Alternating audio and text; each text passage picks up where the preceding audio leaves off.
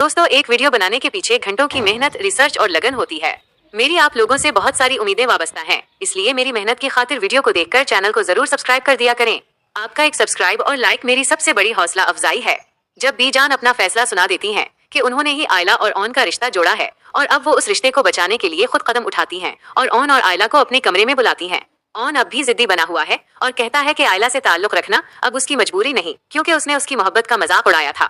जिस पर आयला बीजान के सामने अपने दिल का हाल रखती है कि बीजान, कोई भी बीवी अगर अपने शौहर को रात के वक्त किसी गैर औरत के साथ देखेगी तो वो शक ही करेगी। मैं तो फिर भी इंसान हूँ, मैं तो फिर भी आयला हूँ। बीजान दोनों को प्यार से समझाती है कि अगर अब भी तुम दोनों ने मामला ना सुलझाया तो ये रिश्ता हमेशा के लिए टूट जाएगा। वो चाहती हैं कि दोनों मियाँ बीवी एक साथ खुश रहें।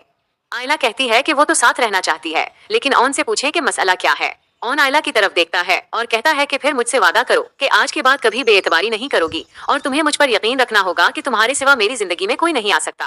आयला जज्बाती होकर ऑन का हाथ थाम लेती है और रोते हुए अपने कान पकड़कर ऑन से माफी मांगती है।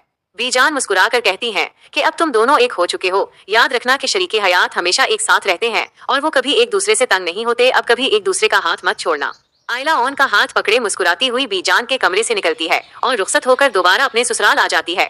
दूसरी तरफ रमला को अपने किए की सजा भुगतनी पड़ती है। ऑन रमला को पकड़कर पुलिस के हवाले कर देता है और शामिर को भी फारूक अपने घर से निकाल देता है और उसे सारी जायदाद से आग कर दिया जाता है। इस तरह ड्रामा सीरियल की हैप्पी एंडिंग हो जाती है।